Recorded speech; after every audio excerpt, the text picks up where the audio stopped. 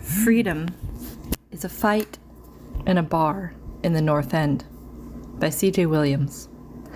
I really want to deck that guy. I looked at the man next to me. Seriously? He nodded. Well, we're free. And honesty is powerful, and it frees. But I was not sure the principle applied to a bar brawl in the dense space of a Friday night in Boston's North End. But it brought me to ponder, as the slightly drunk fellow on the street leaned over my date, insisting he buy a martini instead of a cognac, how often do we act as if we aren't free to buy a drink or start a fight? At the end of the day, or the week, how often do we sacrifice our liberty to others' opinions or our own fears, to others whose feelings we feel we must duck or soothe? Or what government or system do we resentfully accept and yet, in the end, we choose to change nothing? I mean, all of those refusals to choose are as good as having millions but never stocking your fridge. So here I was in the North End on a date. He's a sweet-hearted trickster, and so am I, to be honest, with half a second more pause before I pitch myself into trouble, or opinions, and less of a desire to deck someone and set the world on fire. It comes of giving up the chip on my shoulder, and not being chipped is rather nice, actually. 10 o'clock, Friday night, Boston flaneurs swirl by, and our tiny old-world cafe bustles and roars, while servers selling martinis and coffees, and teas and sweet liqueurs stagger, and masked and unmasked couples at various stages of ignorance of each other lean either in or away. And my date, now that he'd gotten the decking people over with, for the third time in a 3-week preliminary courtship, turned to me and said, "How do you do it?" with a switch to sudden earnestness. "You're Catholic, but you're normal.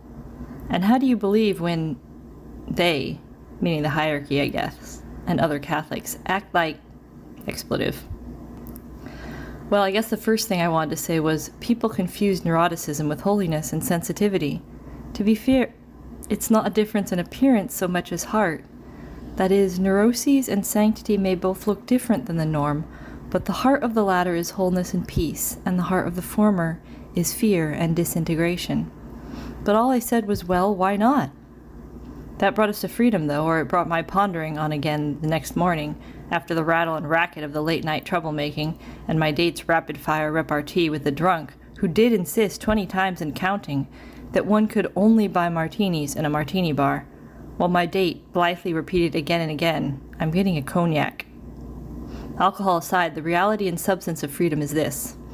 To be free means to be able to decide to pursue and commit to truth, to reality, regardless of how anyone else practices it, pursues it, or misrepresents it.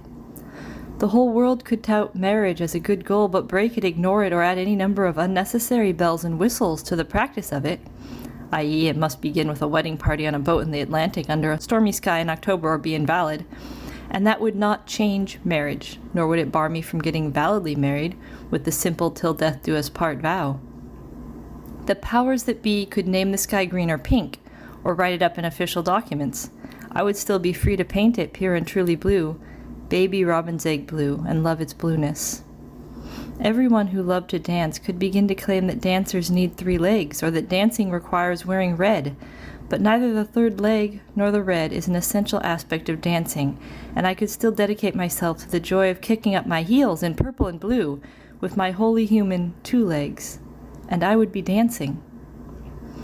So that night, I recalled turning back to my date and saying, why wouldn't I be normal and like my life?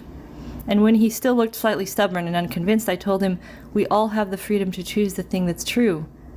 That agency, the freedom for and to, is an inside job, though related to an exterior reality.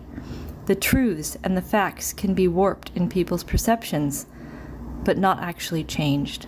They may be harder to find or follow because of the attitudes of others towards them, but they are no less themselves.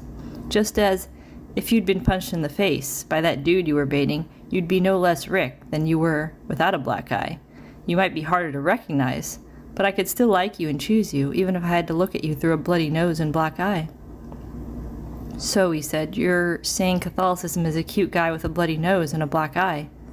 I shrugged. But in point of fact, yes.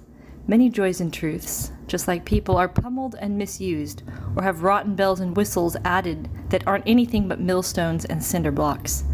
But the glory and tension of being human is that I have a mind and reason, and I have the capacity to discern between how something is used and what it is in fact, between what's been painted on and what it is at its core. I always have the freedom and free will to say yes to what is. I don't worry about how you distort its surface, and I have just the same freedom to say no to what is not. As Aristotle says, to say of what is that it is, and to say of what is not that it is not, that is truth. Why do we forget that we're free? Perhaps especially as young people in a spiraling, breakneck world, perhaps especially as women, or perhaps simply as human beings, our heart, under pressure, forgets. We forget who we are. We are free. We are free to choose the good, even if it's been punched in the face. And that's an Irish way of making a point, if ever there was one, telling a story, but an Italian way of working one, fists and shouting in bars. My date didn't throw the punch. I didn't shy away from saying who I was and what I believed. So we both got to be free. Whatever happens down the road happens, but honesty is powerful, and it does free.